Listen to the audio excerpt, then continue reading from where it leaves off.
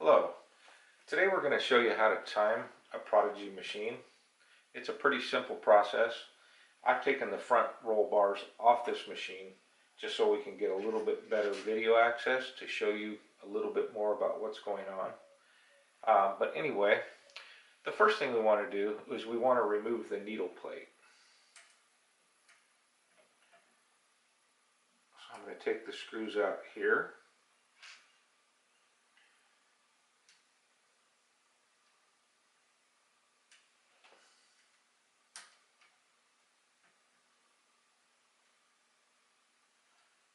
Remove the needle plate.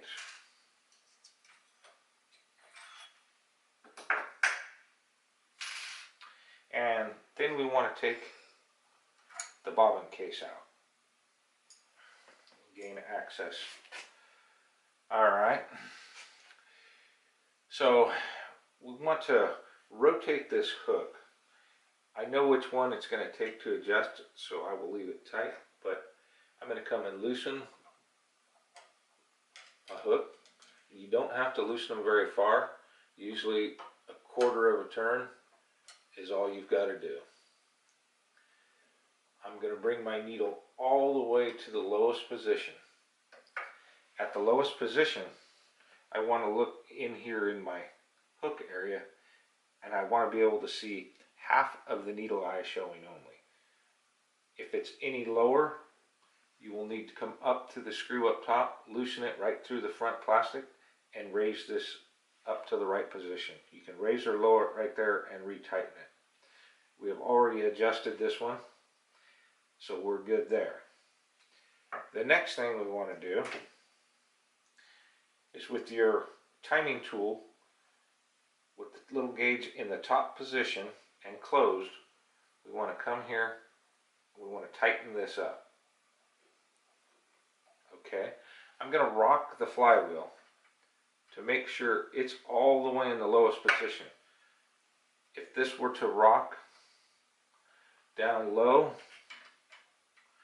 and we know we have movement here, you know your needle's not all the way down. You want to come back and you want to bring it back up. You want to come back and rock it again, it's not moving. So we're fine. Now I want to take and open the top piece on our timing tool, and I'm going to come over here and turn this in the counterclockwise direction just till it touches. And if you could see, the back of the hook should be right dead center in the scarf of the needle, which mine isn't. So I'm going to take here, loosen again,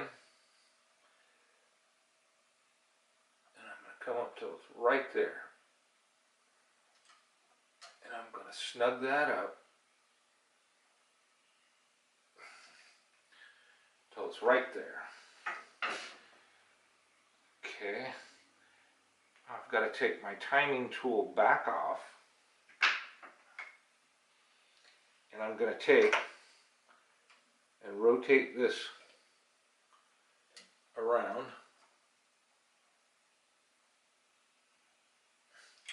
and tighten all the screws.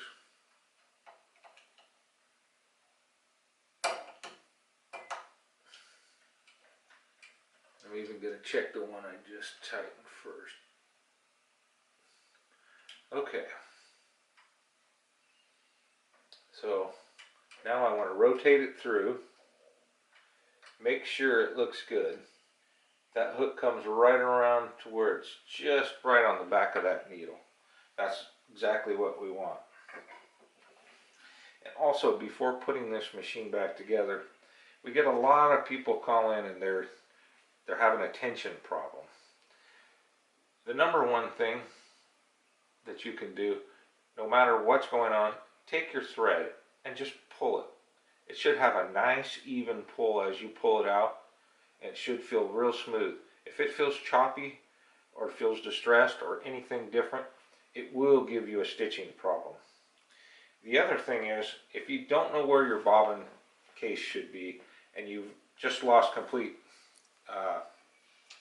stitching on your machine, if you can get your bobbin case to lay down and when you pull up your thread, lift your bobbin case and pull out. Nice and even and smooth. This is a great starting point for this.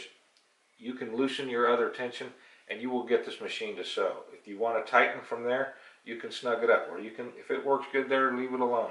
But that gives you a good starting point just to get it sewing again. Anyway, I hope this has helped you learn how to time your machine.